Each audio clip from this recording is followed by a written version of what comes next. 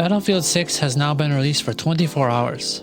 It's overall been a great experience with a few caveats. Here's my complete first impressions covering gameplay, graphics, performance, and whether it's worth buying now at launch. This is Fido Giraffe. Let's stampede on into it. For starters, the launch has been amazing. Despite some queue times during the initial launch, everything has been going really smoothly. The devs announced a day one patch with over 200 fixes, gameplay has felt great and stable, and the servers have been running perfectly. As for general gameplay, this game honestly feels amazing. The gunplay is so satisfying. When you hit a headshot or drop a multi-kill, the game really gives you enjoyable feedback. One of the main reasons for that satisfying nature is the sound design. I'm not sure if it's just me, but it really does seem to have improved since the open beta. Sounds are crisp, spatial audio goes in the right direction, and it really provides a good sense of immersion. As for the available maps and game modes, this is one of the areas where I'm a bit split.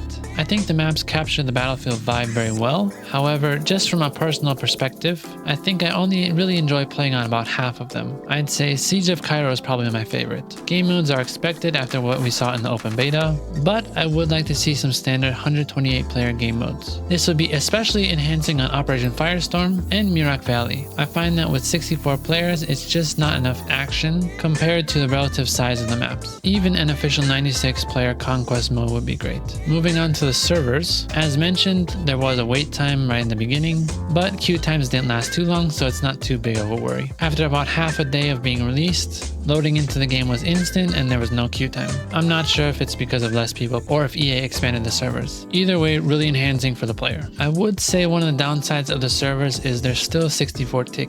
It's not terrible for most stuff, but you can kind of tell in some situations. There also seems to be a bit of a netcode problem. Sometimes you'll be shooting someone and they appear to go behind a corner. However, you still end up getting the kill. Obviously, if you're the one doing the shooting, this is a good thing. But if you're on the receiving end, then it's very unfair. 128 tick servers might fix this, or they might just need some netcode adjustments. Seeing the day one patch gives me hope that these types of problems will be fixed. Aside from server performance, local machine performance is also very good. I haven't had any stutters or hiccups or any of the weird visual artifacting that was happening during the open beta. Really good on DICE to put out updated drivers. There was one time in the first hour where I crashed. I was in game and trying to edit the infantry controls. Aside from that one crash, there hasn't been any problems otherwise. I did see online that some people had some errors regarding purchasing and actual allocation to their account. DICE has acknowledged these problems, and if they aren't fixed already, I'm sure the fixes are coming soon. The hype of Battlefield 6 is really real. The player numbers are astonishing, the gameplay experience is amazing,